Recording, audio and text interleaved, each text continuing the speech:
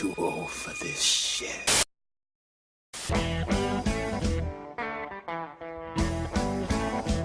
Hey everybody, it's Anchorman here, back with another video for you guys. Thank you guys for tuning in today. Sorry for these old random clips and just random stuff you're going to be seeing on screen. I wasn't planning for this. This is really kind of impromptu. I just wasn't planning for it. But it's something I really wanted to talk about today.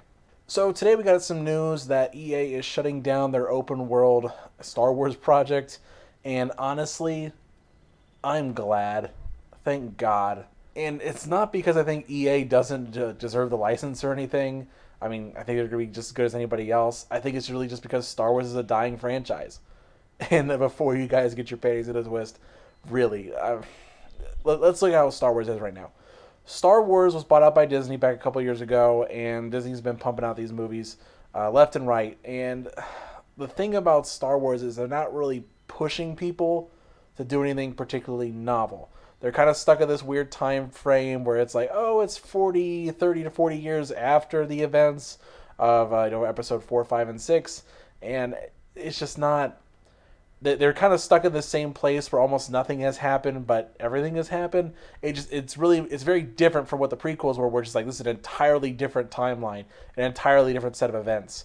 And now, with this current new age of Star Wars, it's just the same. Technology hasn't advanced. It's the same old, continuously. So let's look at the games for a minute. So I have a really an honest question for you guys. When was the last time there was a great Star Wars game?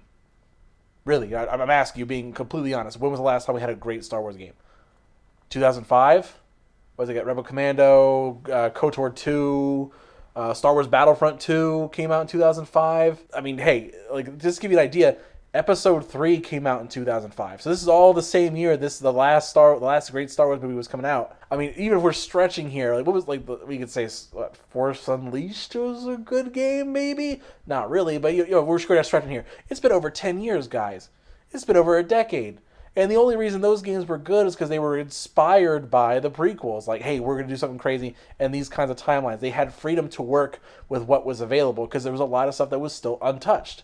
And since then, it's just Star Wars is really tapped out. Really, it's getting to the point where it's running just on nostalgia fumes. It's like the whole new series has been about, hey, look, remember all these things you remember from the past? Yeah, they're great, weren't they? And that's kind of it.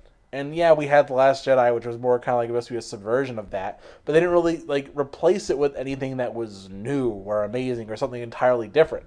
I think the real issue is what's going on is that for these developers, they're stuck in this position where Disney in particular is not letting them have full creative authority to do what they want with the franchise.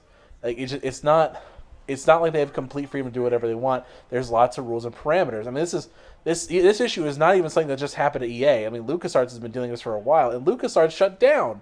So I mean, there's a pretty good reason why we're in this kind of position. There's just lots of rules and lots of stuff that they have to deal with, and it's not going to be fixed anytime soon. Disney is keeping the canon of Star Wars under lock and key, playing it close to the chest, and they're not letting anybody have any chance to really run around with it like they used to before the Disney acquisition. The issue is that Star Wars games suck because they don't have a playground to work with. It's more like a walled garden with lots of rules and these really high gates that you can't climb, and you're stuck within these parameters, and you just can't do anything crazy. It just creates this environment of safety and nostalgia instead of trying to push the barrier to do something new. Say what you will about George Lucas, but the prequels were at least new. They were different movies. They always introduced something new. It really created this concept of a full galaxy far, far away. Not just a handful of planets. Like, oh, here's the desert planet. Here's the ice planet. That's whatever. They really developed this sense of a full living galaxy. And that's something that Star Wars hasn't advanced in over 10 years. So until the movies get better, don't expect the games to get any better. And hell, I don't think we should have even a Star Wars game until that happens. So anyway, guys, just a last minute thing too. Multiverse Show is going to be back on January the 21st at 8 p.m. Eastern. Be sure to check it out, and I'll see you guys later.